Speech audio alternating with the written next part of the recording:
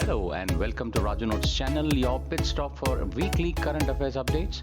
The updates tailor-made for students taking all kinds of competitive exams like UPSC, civils, defense and placement interviews. Please subscribe to the channel and stay updated every Sunday.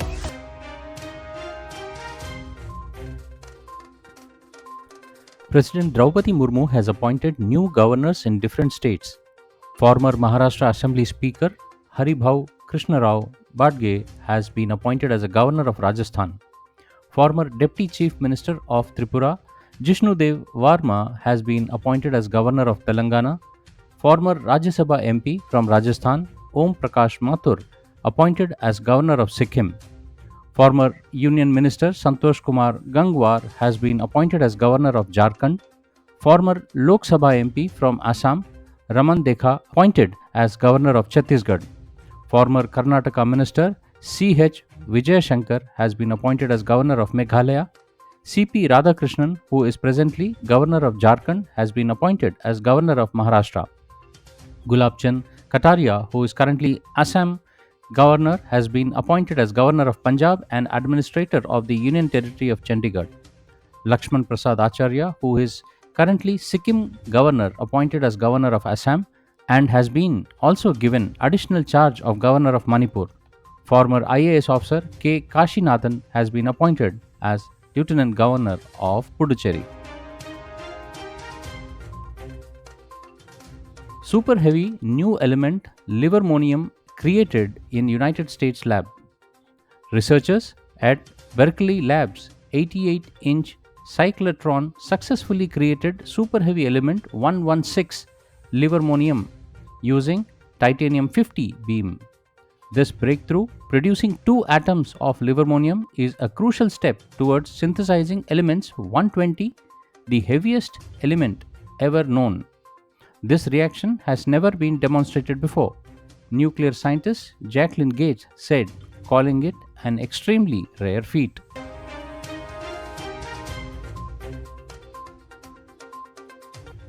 The United States federal government's total public debt has surpassed $35 trillion for the first time as recorded at the end of last week, according to the latest data released by Treasury Department. The total public debt outstanding climbed to $35 trillion on Friday. The data is updated at the end of each business day with data from the previous business day. Just 7 months ago, the US national debt surpassed $34 trillion in late December 2023. 3 months before that, the US reached a historic milestone by passing $33 trillion.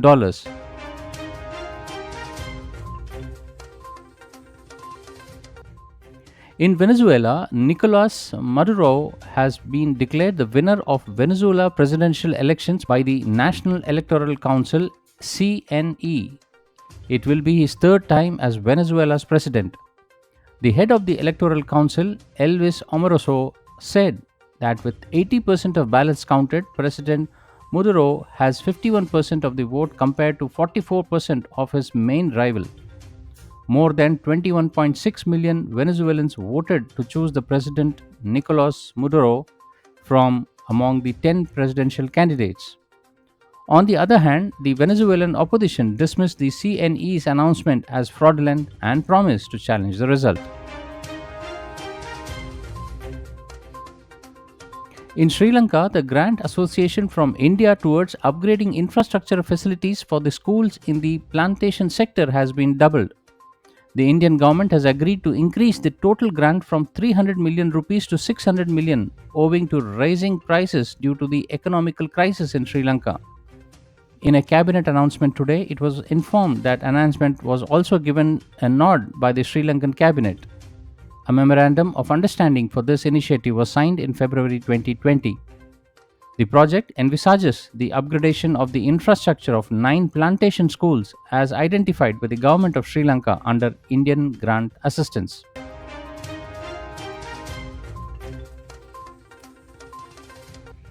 Bharatiya Vayuyan Vidhayak 2024 was introduced in Lok Sabha last week by Union Civil Aviation Minister K. Ram Mohan Naidu. While introducing the bill, the minister said, Aircraft Act was established in year 1934 and lot of amendments have been made over the years. He said the amendments were incorporated into the Act in bits and pieces. He said this has created confusion in the Act. He also said that Bharatiya Vayuyan Vidhayak has been bought to clear out confusion. The Bharatiya Vayuyan Vidhayak empowers the central government to make rules, regulations, the design, manufacture, maintenance, possession, use, operation, sales, export or import of any aircraft or class of aircraft and for securing the safety of aircraft operations. Bill is aimed to empower the government to make rules for the investigation of any air accidents or incidents.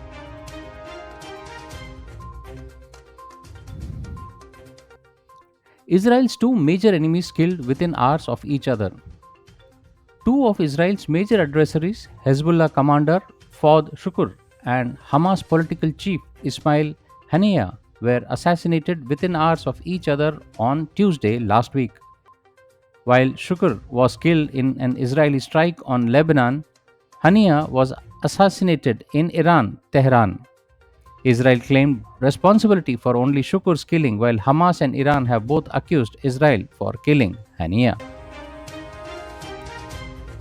The 30th meeting of the Working Mechanism for Consultations and Coordination on India-China Border Affairs (WMCC) was held in New Delhi on 1st of August. In the meeting, Joint Secretary East Asia of the Ministry of External Affairs, Gaurangalal Das, led the Indian delegation, while the Chinese delegation was led by Director General of the Boundary and Oceanic Department of Chinese Foreign Military Affairs, Hong Liang. In a statement, External Affairs Ministry said that the two sides reviewed this current situation along the line of actual control (LAC) with a view to finding an early resolution of the outstanding issues.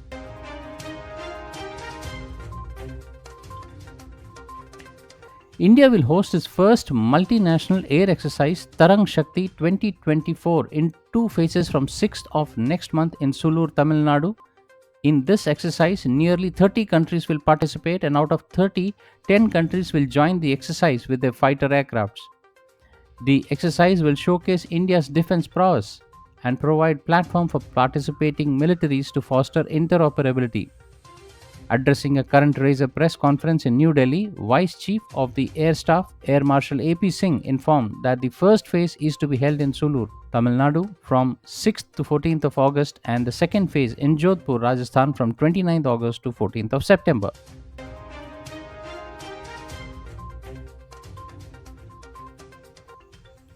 India has been elected as Vice Chair of the Supply Chain Council. The Ministry of Commerce and Industry termed it as a significant milestone for the country. The ministry said that India and 13 other Indo-Pacific Economic Framework (IPEF) partners have established three supply chain bodies under the landmark Indo-Pacific Economic Framework for Prosperity Agreement relating to supply chain resilience. The ministry said that the USA has been elected as a chair for the Supply Chain Council. It added that Korea was elected as chair and Japan as vice chair of the Crisis Response Network. While the Labor's Right Advisory Board, the USA is chair and vice chair is from Fiji. IPEF was launched in May 2022 in Tokyo, Japan, comprising 14 countries. The IPEF seeks to strengthen economic engagement and cooperation among partner countries to advance growth, economic stability, and prosperity in the region. India signed a supply chain resilience agreement in November 2023. The agreement was ratified in February this year and has been in force since then. India and Vietnam last week signed 9 agreements to deepen comprehensive strategic partnership and enhance cooperation in the field of customs, agriculture, legal, radio and television broadcast, culture, and tourism. Prime Minister Narendra Modi held talks with the Vietnamese counterpart Pham Minh Chinh, and both the leaders agreed to further deepen the India-Vietnam relationship by increasing economic, strategic, and cultural ties. Prime Minister said Vietnam is a rapidly growing economy and India-Vietnam bilateral trade has reached $15 billion. Following MOU was signed, cooperation in the agricultural research and education, MOU between Prasar Bharati, New Delhi, and Voice of Vietnam, Hanoi for the cooperation on radio and television, MOU on $2 credit line agreement between the two countries amounting to $300 million were also finalized, an MOU on Vietnam will joining the Coalition for Disaster Resilience Infrastructure.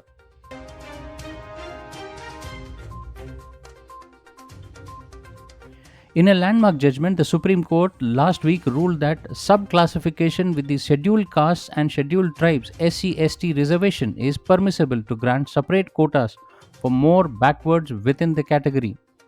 A seven-judge constitution bench for the Chief Justice of India D.Y. Chandrachud gave the judgment by 6-1 majority, upholding the power of states to subclassify the reserved categories of SCs and STs into different groups based on their backwardness for extending the benefits of reservation.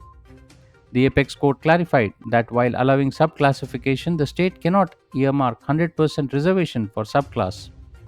It also said that state has to justify the subclassification based on the empirical data regarding the inadequacies of representation of the subclass. Speaking on the creamy layer within the SCs and STs, Justice B.R. Gavai said that state must evolve a policy to identify the creamy layer among the scheduled caste and scheduled tribes category and exclude them from fold of affirmative action.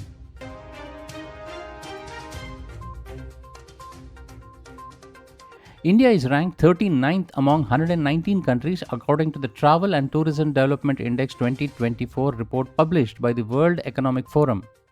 In a written reply in Rajya Sabha today, Ministry of Tourism Gajendra Singh Shekhawat said that as per the UNWTO barometer for May 2024, there were 975 million international tourist arrivals around the world in 2022, wherein India recorded 14.3 million international tourist arrivals, and that represented 1.47% of international inbound tourist market share. The share of India's international tourist arrivals in Asia and Pacific will be 15.66% in 2022. He said that India's scores have improved in three areas: prioritization of travel, tourism, safety and security, and health and hygiene.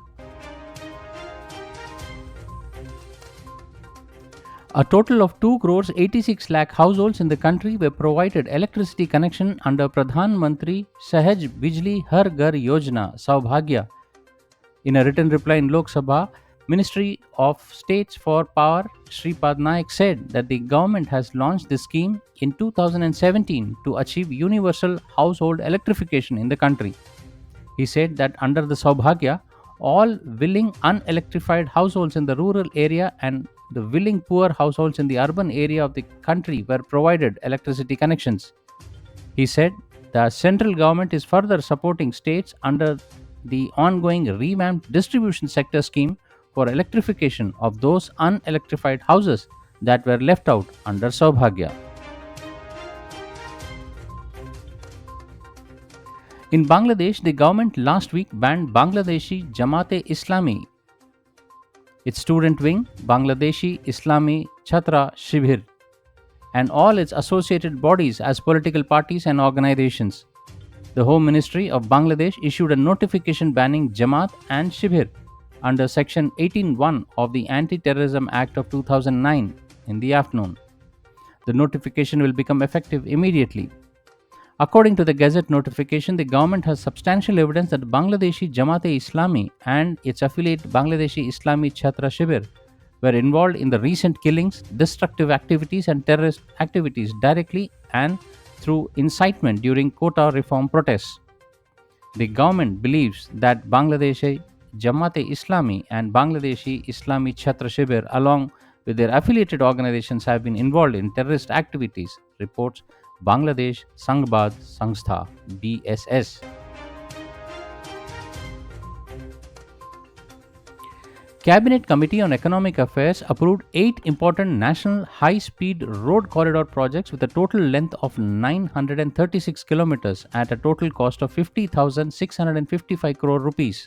Under this project, a 6-lane Agra-Gwalior National High-Speed Corridor of 88 kilometers will be developed on Build, Operating, Transfer (BOT) mode for a 4,613 crore rupees. It will also include a 4-lane Kharagpur Moregram National High Speed Corridor. The 231 kilometer 4-lane access control high speed corridor between Kharagpur and Moregram will be developed in a hybrid annuity mode HAM for 10,247 crore rupees.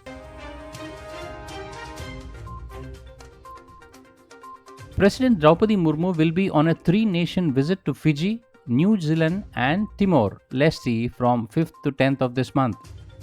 This would be the first ever visit by the President of India to Fiji and Timor-Leste.